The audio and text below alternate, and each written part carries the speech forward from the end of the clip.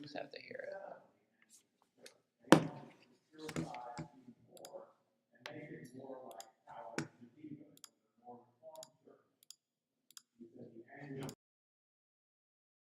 Between Roman Catholicism and Protestantism in some ways. And so out of those Puritans came people called the Congregationalists, who didn't want the episcopal form of church government with the bishops and everything that the Church of England has, and they wanted a congregational form of church government like we have. And then out of those Congregationalists came Baptists, two groups of Baptists called General and Particular, some more Calvinistic, the Particular, and some more Arminian. We talked about that last time also. And finally, in the 18th century, we didn't get to last week, coming out of the Anglican Church is the Methodist Church. And you can see on figure 1 there, we've actually covered all of those denominations except the Methodist denomination. And of course, the founder of the Methodist denomination was John Wesley. John Wesley lived in the 18th century, and he was a graduate of Oxford. He ordained a minister in the Church of England. They called him priest.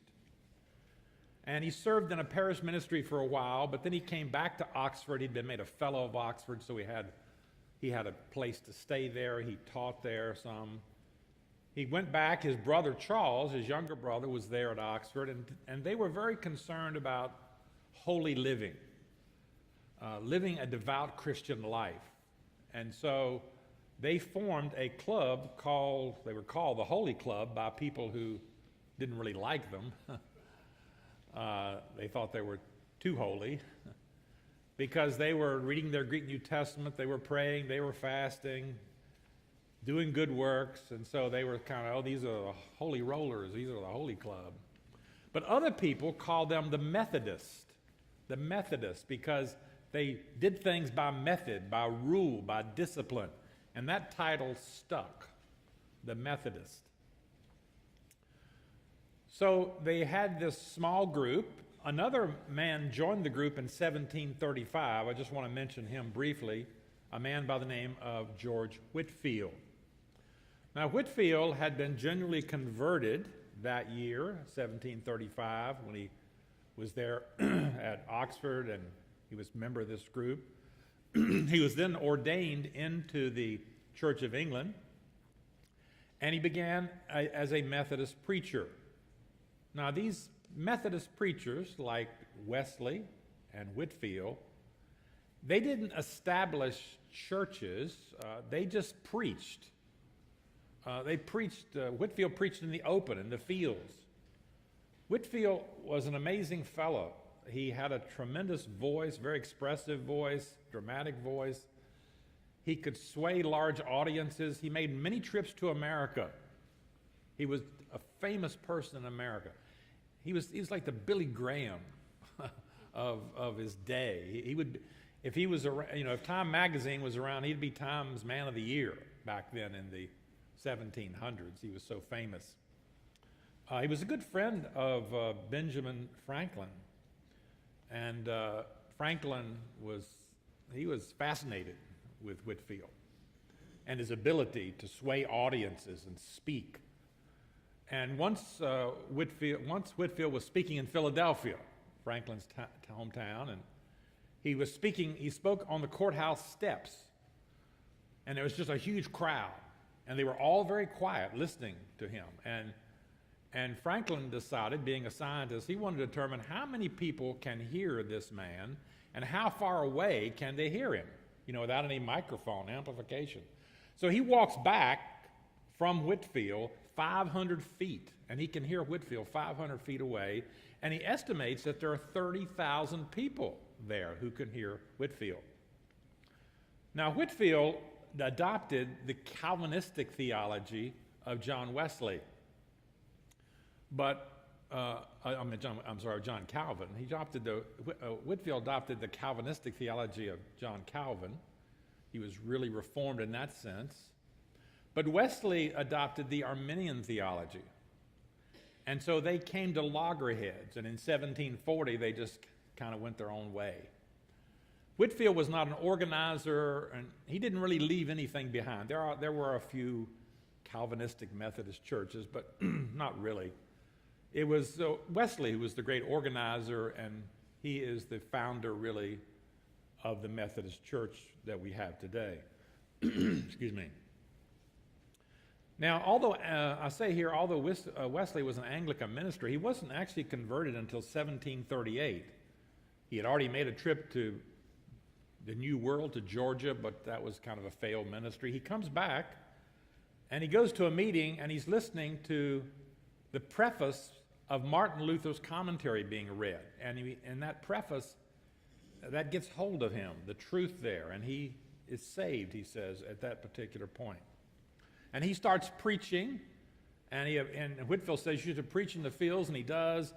But he forms societies. He doesn't form churches. He forms these societies, and these Methodist societies where his converts would meet. But he still wanted them to go back to the Anglican Church for baptism, for communion. Every week you should go back to the Sunday service there, but they still had these societies where they met. They were like little churches. But Wesley in his entire life never actually broke away in his entire life from the Anglican Church. He stayed in the Anglican Church his whole life. But he was a tremendous preacher. He traveled all over England. He traveled for 50 years on horseback and won thousands of people to the Lord. And it's said he preached 40,000 sermons. He would preach several times a day. So he was a tremendous evangelist and preacher and won a lot of people, and established the Methodist Church, ultimately, as we'll see, in England. But it really took off in America. We'll talk about that later. Finally, near the end of his life, he set up in 1784, I mentioned, a structure called the Yearly Conference of People Called Methodists to kind of keep the movement alive. And he drew up what's called the 25 Articles of Religion. If you remember, the Church of England had adopted their statement of faith called the 39 Articles. Well, he took that statement of faith and he whittled it down. He got rid of all the Calvinistic parts, tossed those out, and kept what was left called the 29 Articles, which are still really the statement of faith of Methodist churches today.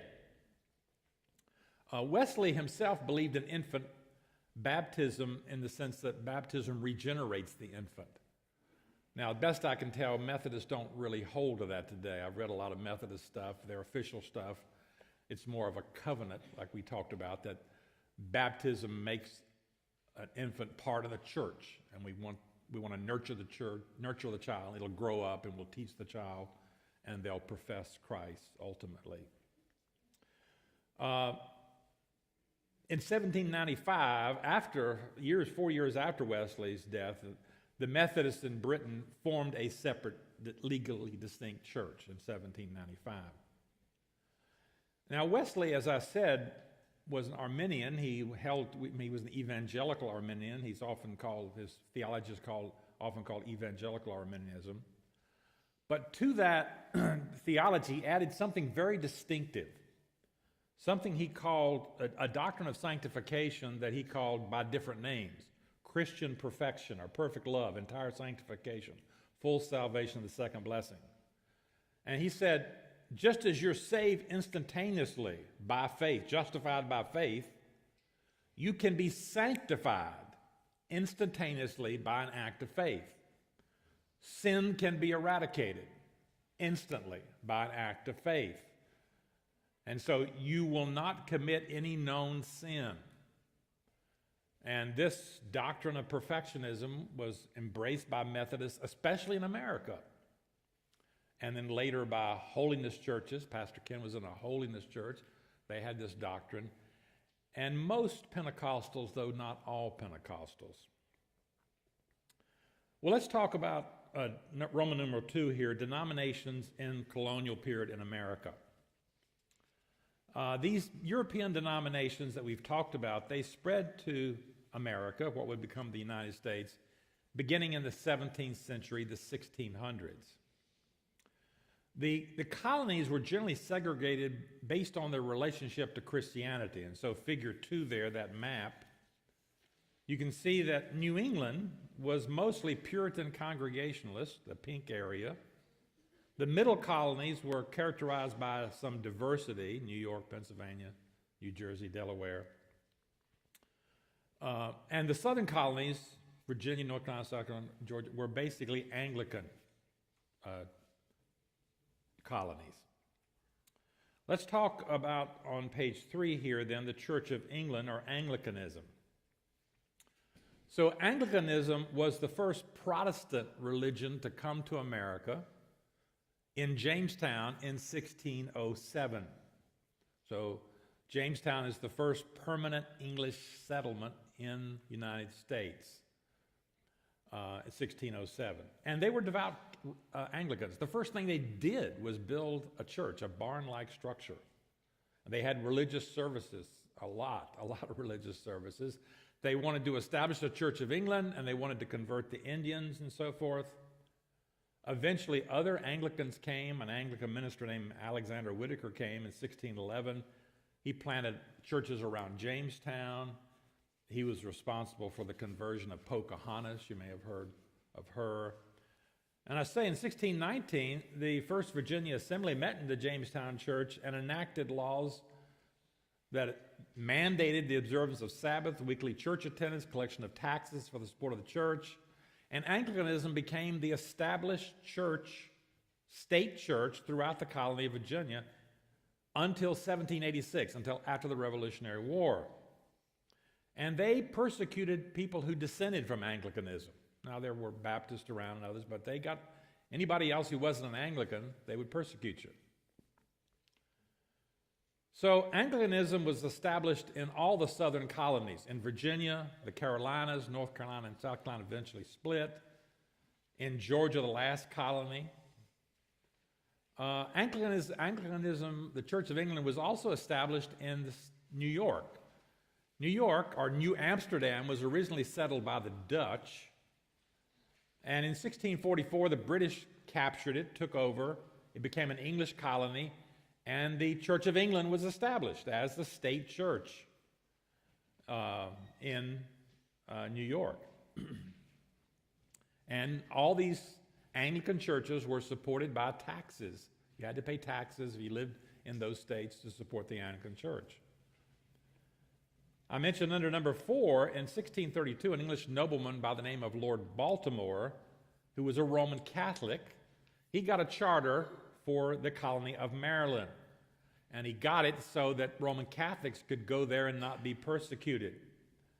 An act of toleration for all Trinitarian Christians was issued in 1649. But the Roman Catholics were always a minority in Maryland. There was always more Baptist and other denominations there. And in fact, in 1692, an act of the General Assembly made Anglicanism the established religion. So although Lord Baltimore started out this colony as kind of a religious tolerance, it didn't last. In 1692, Anglicanism, Church of England, was the state church again. Well, what about the Congregational Church? We noticed that the Congregationalists in England were the Puritans. Many Puritans were Congregationalists. Some were Presbyterians, but some were Congregationalists, and they established the Congregational Church in England. But it thrived more in America. And the founders of Congregation in America were the Puritans. We talked about them before, how they came in 1620 on the Mayflower. And then more Puritans came and established the colony of Massachusetts Bay in 1630. About 20,000 Puritans came in the next 10 years. So it became a large colony there. Eventually, Plymouth and Massachusetts Bay were merged together.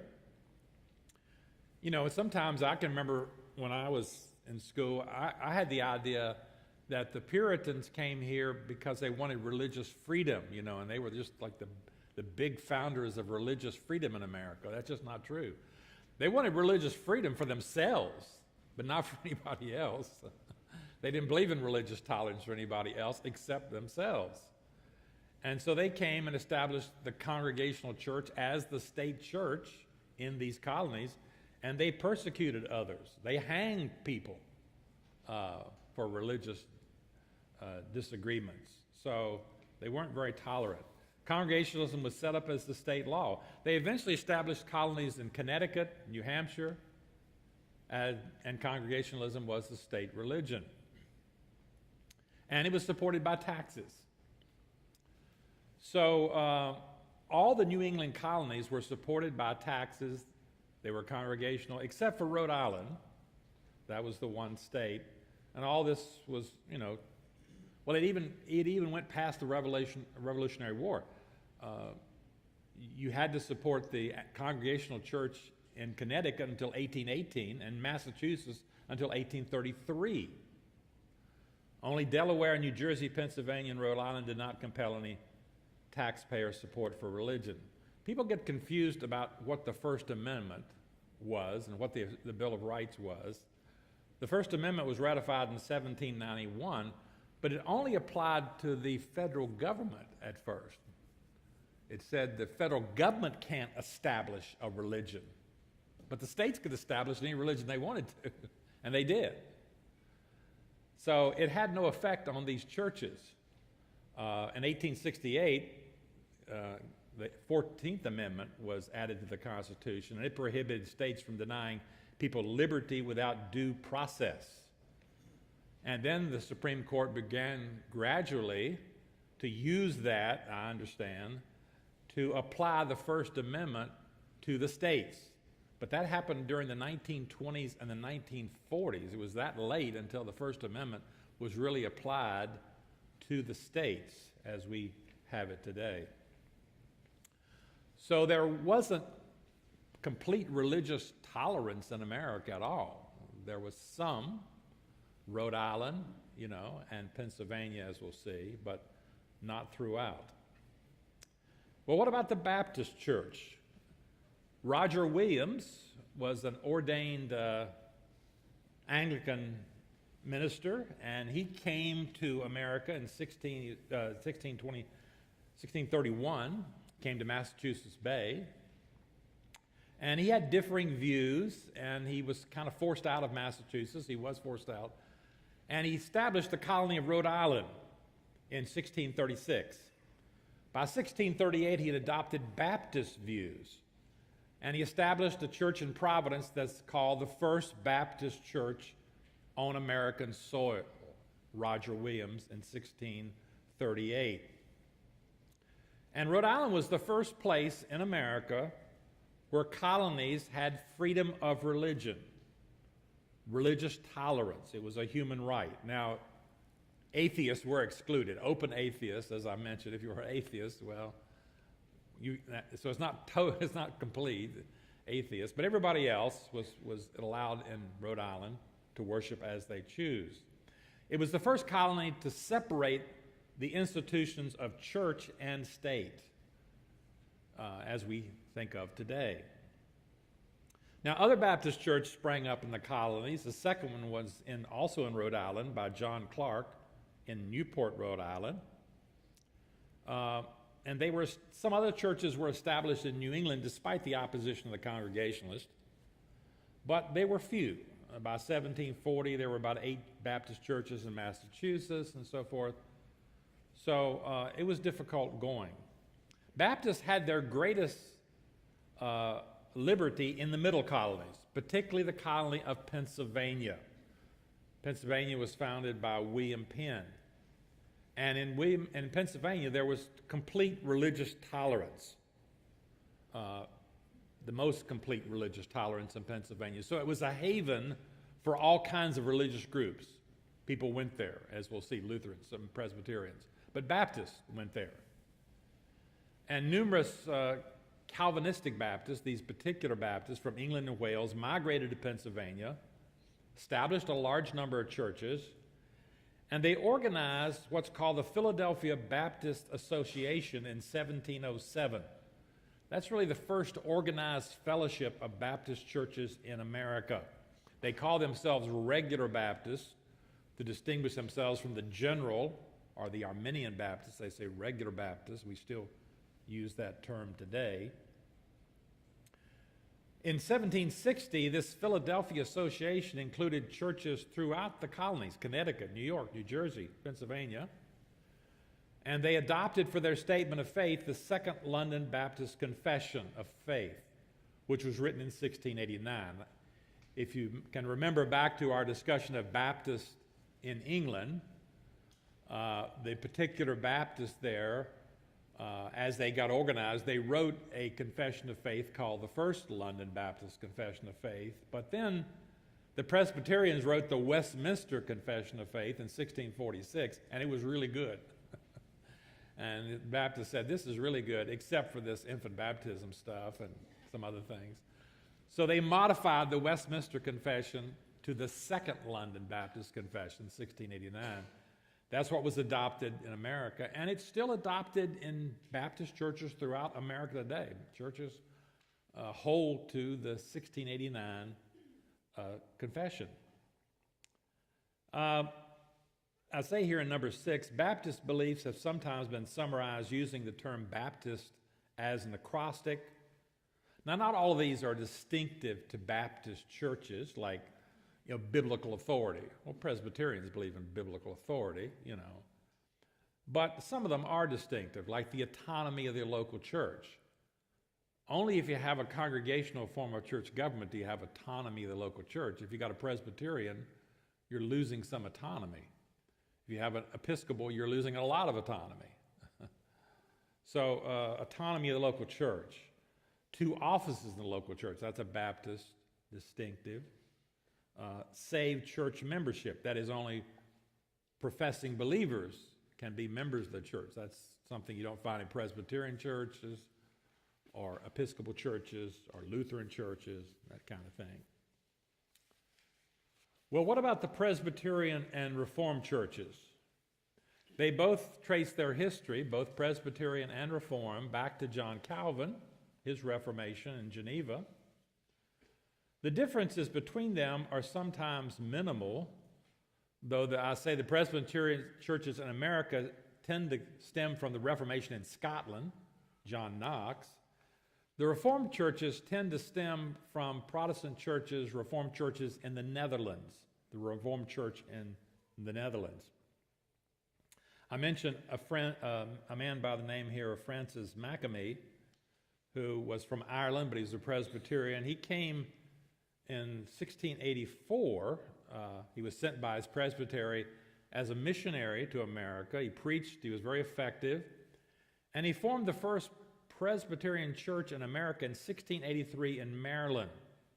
And he evangelized other states around. And eventually, the first presbytery, or association of Presbyterian ministers' churches, was founded in Philadelphia in 1706. And they adopted the Westminster Confession of Faith. That's kind of standard for all Presbyterians. They had a General Assembly, which is higher, that didn't put that chart in there, but you have presbyteries, then you have a General Assembly above that. They had one of those in 1789, the Presbyterian Church in the United States of America.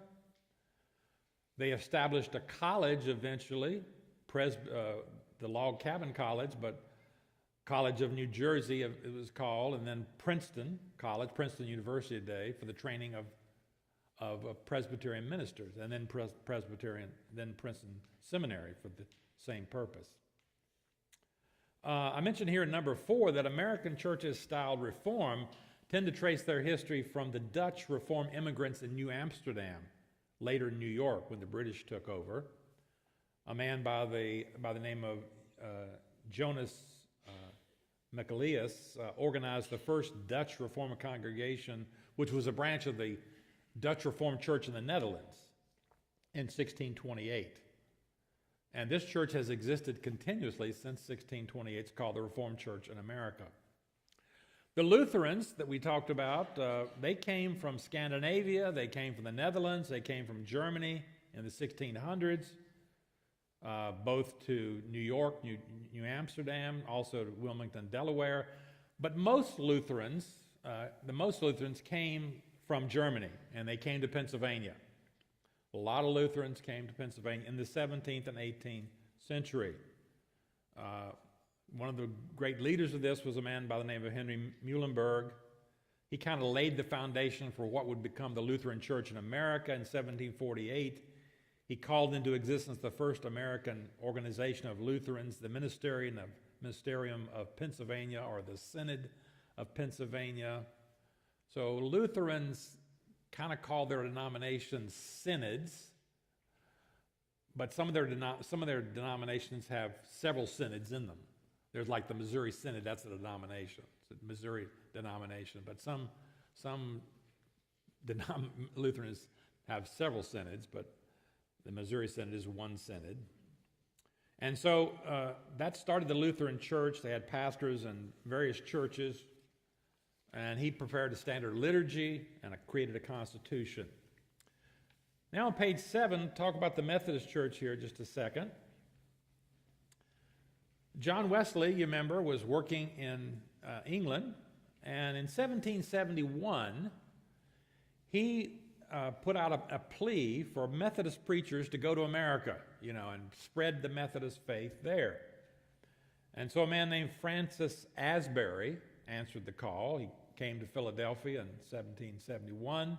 He was very evangelistic, very aggressive, and he was a circuit rider. He would go to locations. He'd preach for a while, and then he'd go to another location and preach for a while. He just traveled on horseback all around, and he just preached at these different circuits. And he remained in America at the time of the Revolution. Remember, the Anglican Church, the Church of England, was sided with England in the Revolutionary War, and the Methodists were associated with them, so they weren't looked upon too favorably. But he stayed. He didn't go back. Some Methodists went back, but he stayed and he preached and so forth. And he remained there and spread the Methodist faith. I say in number 2 here, the Church of England, as I said, was loyal to the British government. So the connection that Methodists in America had to the Church of England had to be broken. It just couldn't withstand the revolution. So in 1784, Wesley decided that he would ordain Thomas Coke in England to come over to America and be one of the first bishops, one of the first superintendents, he called them, of the Methodist Church. So this would be the leadership. And Coke would ordain Asbury, and he would be a superintendent. And so at the Christmas conference in 1784, the Methodist Episcopal Church was formed. So the Methodist Episcopal Church was formed in America in 1784, even before the Methodist Church in England was formed as a separate organization. And so these two men were the two leaders. They immediately called themselves bishops, because Methodists have an Episcopal form of church government. The church is ruled by bishops, and then under them are pastors in the congregation. And they would go on these circuits and preach at these different locations. And that tradition is still in Methodist churches today. Technically, Methodist pastors are appointed like for a year, and then maybe they may be appointed another year, or not, and then they're moved around. They can be moved to another location. Now, that doesn't always happen. Guys can stay a long time, but it's common for Methodist preachers to stay for a few years and move to another location and move to another location. That goes back to this circuit riding that Asbury and Koch were doing.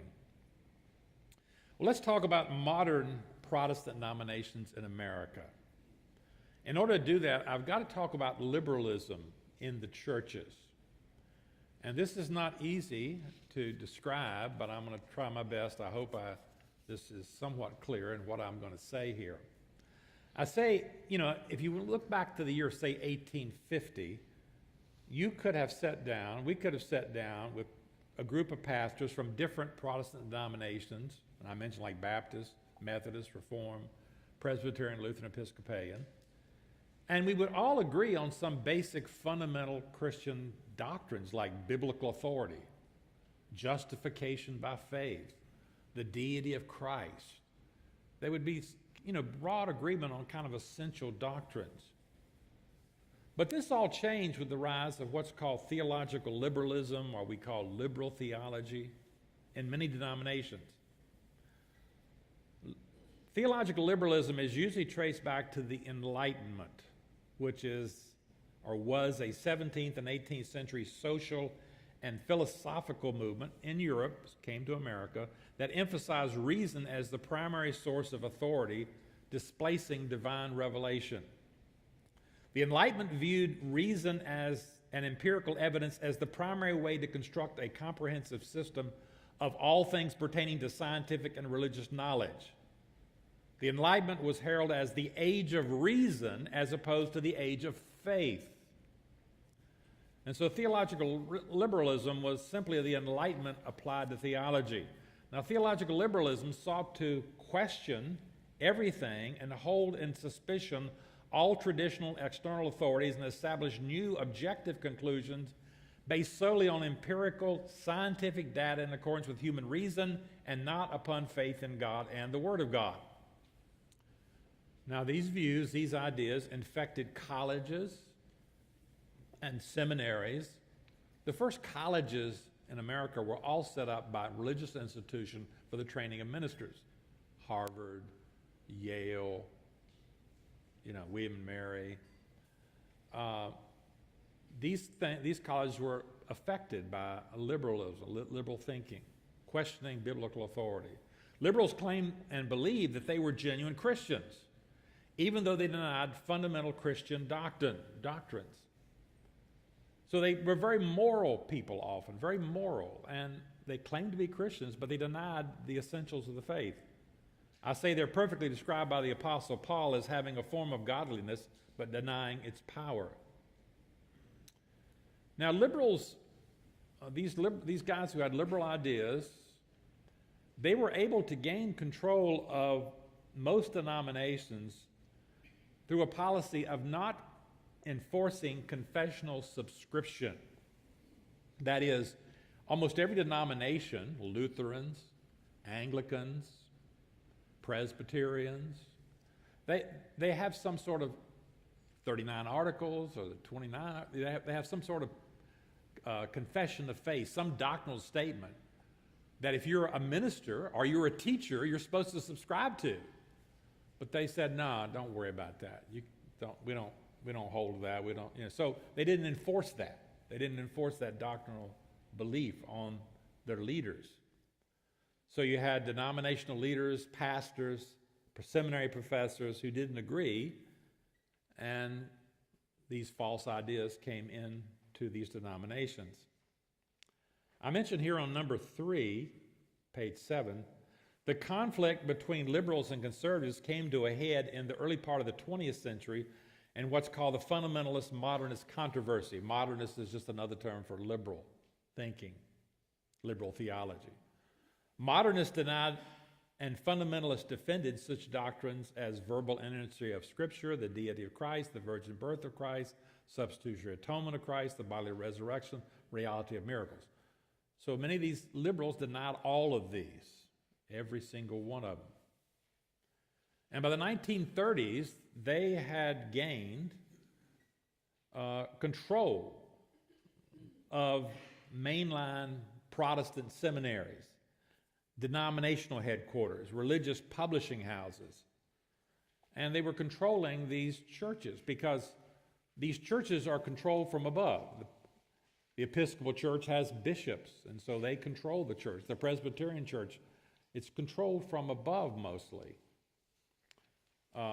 with local churches not having as much control and much to say. I say here the term mainline, when I talk about mainline denominations, it's used of denominations which tend to side with the modernists, the liberals. Now, the largest mainline churches today are called the Seven Sisters of the American Protestantism, and they are the American Baptist churches, the Christian Church, Disciples of Christ, the Episcopal Church, the Evangelical Lutheran Church in America, United Church of Christ, and the United Methodist Church. Let's talk about Baptist churches here for a moment. I say here, since Baptists believe in local autonomy, page 8, they have generally only banded together in local and regional associations. The first of these was the previously mentioned Philadelphia Baptist Association of 1707. It wasn't until 1814 that Baptists formed a national organization, the General Missionary Convention of the Baptist denomination in the United States of America for Foreign Missions. What a name. So the first really national thing they formed was the General Missionary Convention of the Baptist denomination in the United States of America for Foreign Missions. Now you can imagine why they formed this. It was for foreign missions. It's also called the Triennial Convention. It met every 3 years. So this was their first national working. A complementary organization, the American Baptist Home Missionary Society, was formed in 1832. So the first thing they did, we want to get together because we want to support foreign missions, and we also want to have home missions. Now, differences that arose between Baptists in the North and South, chiefly over slavery, resulted in a split that led to the formation of the Southern Baptist Convention in 1845 and the American Baptist Union, that's the North.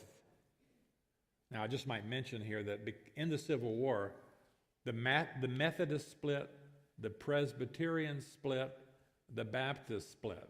Most of these denominations split over slavery and other issues in the Civil War. So the Baptists split. In the South, they formed the Southern Baptist Convention. And in the North, they had the American Baptist Missionary Union. This American Baptist Missionary Union eventually involved in what's called the Northern Baptist Convention. So you had the Southern Baptist Convention and the Northern Baptist Convention. The Northern Baptist Convention eventually changed its name in 1950 to the American Baptist, Northern Baptist Convention changed to the American Baptist Convention in 1950.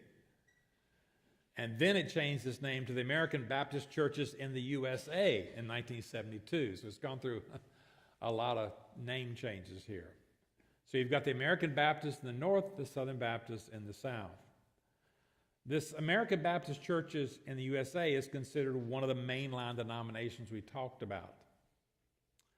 Now, I mentioned in number 3 that liberal theology was more prominent in the northern churches, and the Northern Baptist Convention was controlled by liberals from its very foundation. It's primarily in the North that the fundamentalist modernist controversy was fought out in Baptist circles. Not so much in the South, but we talk about the fundamentalist modernist controversy. It affected Presbyterians, but it affected Baptists, and it really affected them in the North. Now, once the liberals had control in the North, conservatives began to withdraw in the North. And the first group that withdrew in 1932 was called the General Association of Regular Baptist Churches, or we say the GARB. So we talk about GARB churches, 1932. The GARB is an evangelical association of Calvinistic churches, very similar to CBC. So we have a lot in common with GARB churches. We have friends who pastor GARB churches. Some of our graduates pastor GARB churches. So it's a very conservative evangelical denomination. They pulled out in 1932 because they could see what was happening in the Northern Baptist Convention. Another group pulled out a little later, called the Conservative Baptist Association, 1947. That's another evangelical group. They pulled out, formed the Conservative Baptist. Recently they changed their name to Venture Church Network, 2021. Now let's talk about the South, the Southern Baptist Convention. The Southern Baptist Convention is the largest Protestant denomination in the United States, almost 50,000 churches. The Encyclopedia Britannica says, I quote, the SBC by the late 20th century repudiated its history of support for racial segregation and had become one of the most ethnically diverse Protestant denominations in North America. So the SBC today is a conservative evangelical association of churches who come together for two main purposes: the purposes of missions, both foreign missions and home missions, and schools, that is, training pastors and workers. And they do that through 6 seminaries that they support. And all Southern Baptist Convention leaders, seminary faculty, missionaries, they have to subscribe to the doctrinal statement of the SBC, which is called the Baptist Faith and Message. The Baptist Faith and Message is a moderately Calvinistic evangelical statement of faith, a very good statement of faith. We would all agree with it. SBC churches range from moderately Calvinistic to kind of moderately Arminian. You don't find any churches that don't believe in it. They all believe in eternal security, but they're not as Calvinistic as others.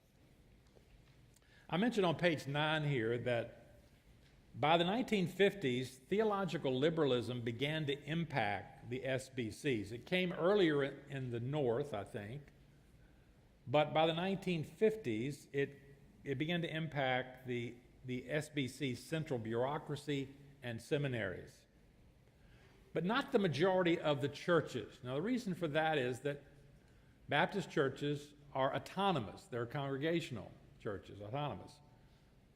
And so in the Episcopal Church, the pastor of your church is sent to you by the bishop, and he's trained in the Episcopal seminaries. You can't just choose who you want. So when you have this system of Presbyterianism and Episcopal, the churches don't have as much control. But in Baptist churches, they do.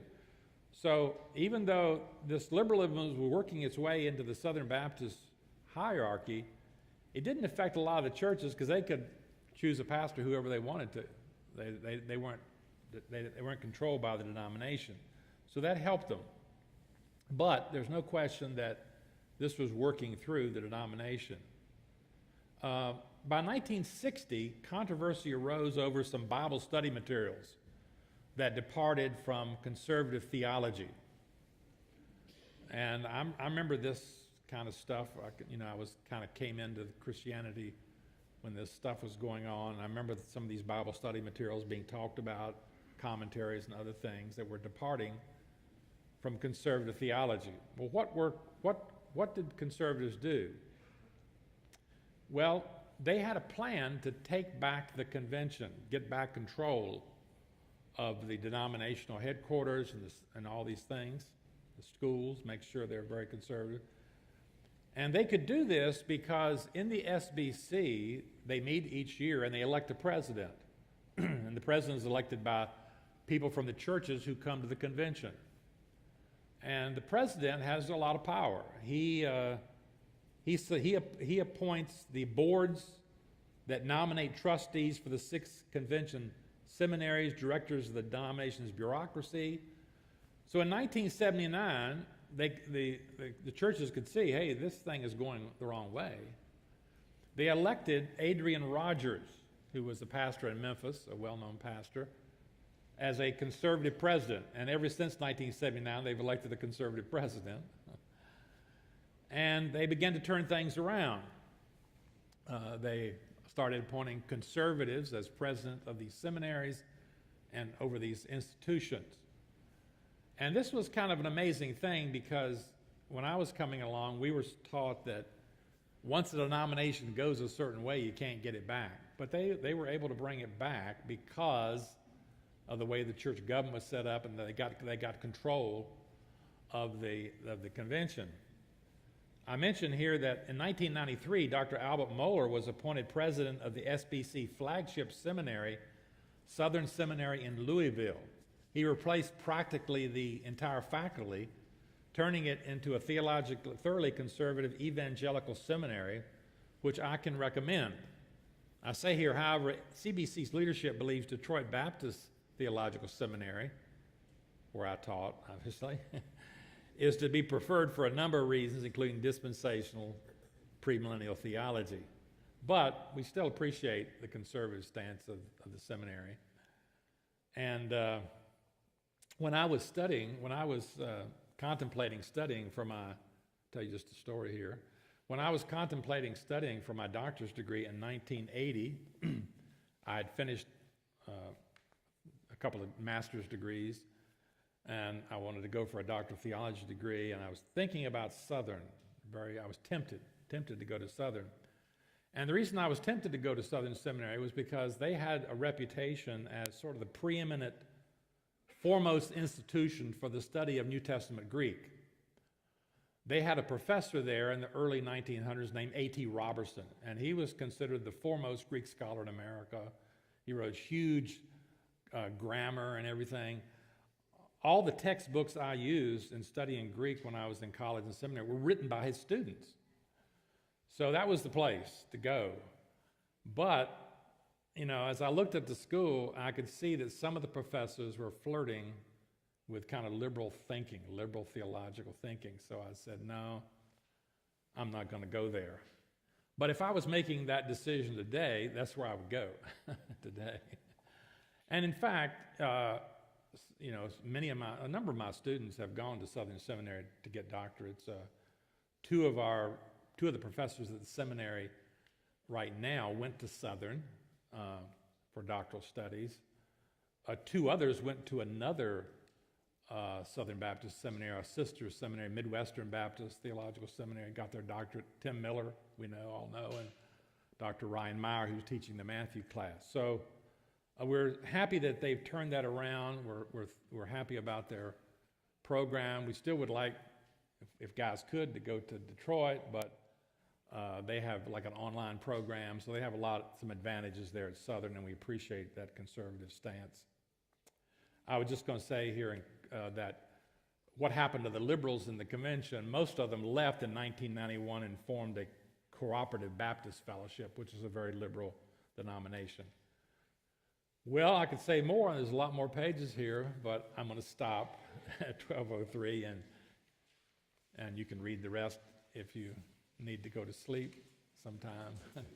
Thanks for staying with me. Appreciate it so much. Bye-bye.